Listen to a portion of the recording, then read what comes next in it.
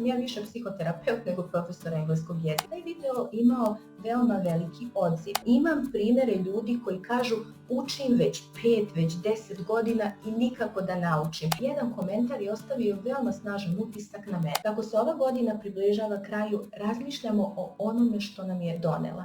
Šta je to bilo dobro, a šta loše? Da li će naredno da bude bolja? Da li treba nešto da promenimo? I zato je tema današnjeg videa da li je sada pravo vreme za postavljanje ciljeva. Također daću i komentar na prethodni video. Ako vas zanima, ostanite do kraja sa mnom. Ćao, moje ime je Danijela. Na svom kanalu se trudim da pružim savjete, motivaciju za bolje i uspješnije učenje. Ako vas to interesuje, razmislite da se pretplatite. Krećemo. Razlog zašto je video danas na ovu temu je prethodni video u kom sam ponudila jedan besplatan online čas onome ko ostavi komentar ispod tog videa. Šta se desilo nakon svega? Postoji jedan komentar koji je ostao skriven zato što osoba nije želela da bude javno objavljen. Ono što je bilo jako bitno i meni interesantno je da je taj video imao veoma veliki odziv. Da bih vam to pojasnila, sad ćemo da pogledamo analitiku tog videa. Kao što vidite, sve je obeleženo zelenom bojom, što znači da je dostigao mnogo više u odnosu na prethodne. Ima više pregleda, mnogo veću interakciju, ispraćen je do kraja, čak ima jednog pretplatnika. Kada sam ga spremala i kada sam razmišljala na koji način nekome da ponudim tu opciju za dobijanje besplatnog online časa, nisam imala u vidu da će se osobe osjećati obeshrabreno da ostave komentar na tom mestu. Ali ono što je se dogodilo je bilo veliko iznenađenje za mene da recimo 10% od ljudi koji su pogledali ovaj video su otišli na Instagram i poslali su mi poruku tamo. Jedan od razloga je bio baš taj zato što ne žele javno da ostavljaju komentar i ne žele drugi da imaju uvid u to zašto bi njima bio potreban engleski jezik. Zato sam i provela ceo prethodni dan u razmišljanju šta je to bilo dobro što sam uradila, šta je bilo loše u svemu tome. Pomogao mi je da shvatim sledeće. Da nekada možemo da prihvatimo sebe i ono što smo sposobni, ali da ne želimo da to podelimo sa svima, ne želimo da drugi znaju šta mi možemo, šta ne možemo, mi želimo da radimo na sebi da bismo dostigli određeni cilj, što je sasvim ok. Ono što je mene tu interesovalo je da dobijem odgovor na sledeće pitanje. Šta vam još predstavlja problem kada je učenje engleskog jezika u pitanju? Meni bi ti odgovori pomogli da dalje nastavim da kreiram sadržaj koji bi bio relevantan, koji bi služio vama, ali nisam razmišljala o tome kako bi se ta osoba osjećala da ostavi komentar na tom mestu. Stoga ako me još niste zapratili na Instagramu, zapratite mi. Ako imate bilo kakav vid pitanja, ako vam treba bilo kakav vid pomoći, slobodno mi pišite tamo, neću ništa objavljivati kao što nisam objavila ni danas. Uzimajući u obzir poruke koje sam dobila, rešila sam da danas i snimim video jer jedan komentar je ostavio veoma snažan utisak na mene. Stoga hajmo da razmišljamo o tome da li je ovo idealno vreme kada treba da postavljamo ciljeve. Prva stavka koju treba da uradite je da izanalizirate prethodnu godinu. Razmislite o svemu što vam se dešavalo, da li je bilo dobrih i loših stvari, pa onda izvagajte. Razmislite da li ste postigli sve ono što ste želeli da postignete.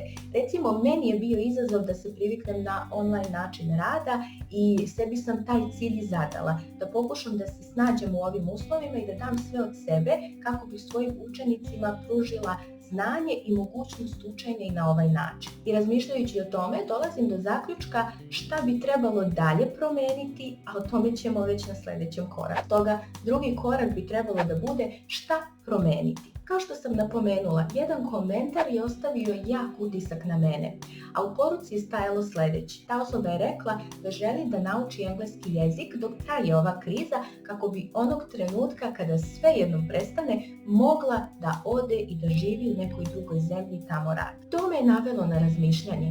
Dakle, da li u situaciji koja je teška, koja se čini bezizlaznom, treba da ostanemo pasivni i da čekamo samo da prođe?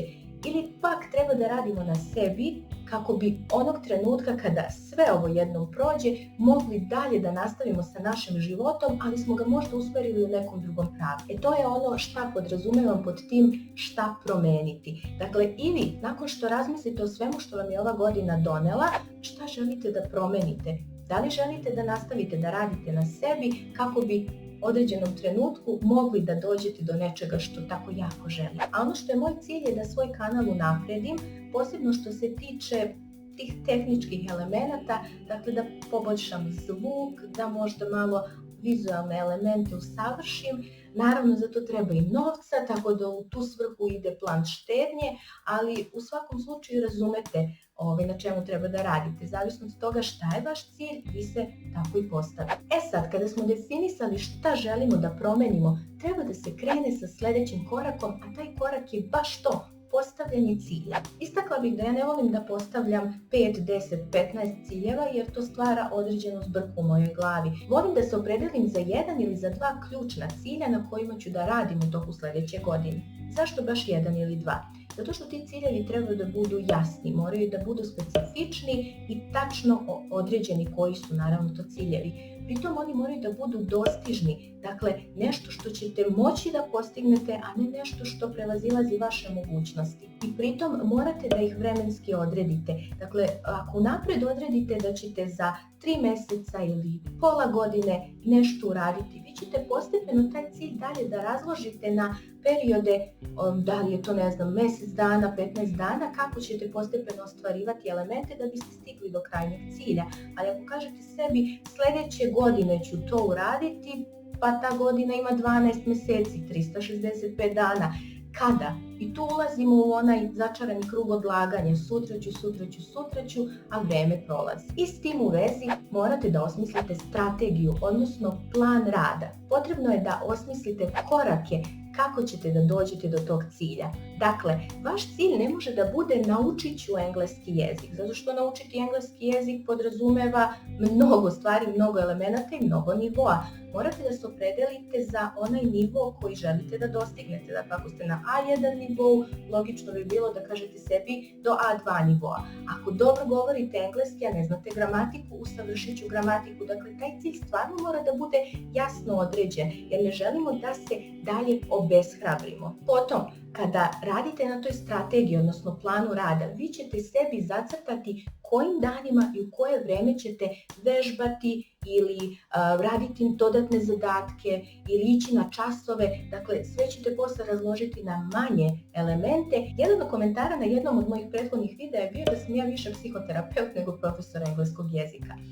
Kad već pričamo o ciljevima i kad se bavimo mojim iskustvom, pre nego što sam uopšte krenula sa ovim kanalom, prošla sam kroz sve što podrazumeva strategiju razvoja na YouTube-u, na koji način treba kanal da podesite, da postavite, na koji način treba da radite na tome, a između ostalog, pošto je YouTube radi na principu Search Engine Optimization, što znači da pretražujete putem ključnih reči, ukucala sam određene ključne reči koje su mene zanimale, kao što su English for beginners, engleski jezik za početnike, pa neke gramatičke partice i tako dalje. I shvatila sam da je YouTube prepun takvih sadržaja. Dakle, vi imate razne objašnjenja i gramatike i vokabulare i tako dalje. I onda sam sela i razmislila da li ja želim da budem još jedna u nizu koja će to da ponudi onome ko naleti na moj kanal. Pa naravno da ne. I onda sam sebi zadala sljedeći cilj. Ja želim na svom kanalu da pružim savete onima koji žele da nauče engleski jezik, ali su okruženi mnoštvom tih sadržaja i nikako da se izbore sa tim, jer imam primere ljudi koji kažu učim već 5, već 10 godina i nikako da naučim. Zato je taj video u jednom trenutku ima element talenta. Dakle, da li je učenje stranog jezika u stvari pitanje talenta, da li morate da budete talentovni, pa ako niste vidjeli, ostavit ću vam ovdje ili u opisu ovog videa potražite baš njega. Osim toga, kada postavljate neki cilj, također treba tim vremenskim okvirom sebe da naterate na rad. Ako odete na moj kanal, vidjet ćete da sam napisala da svake srede i subote objavljam po jedan video.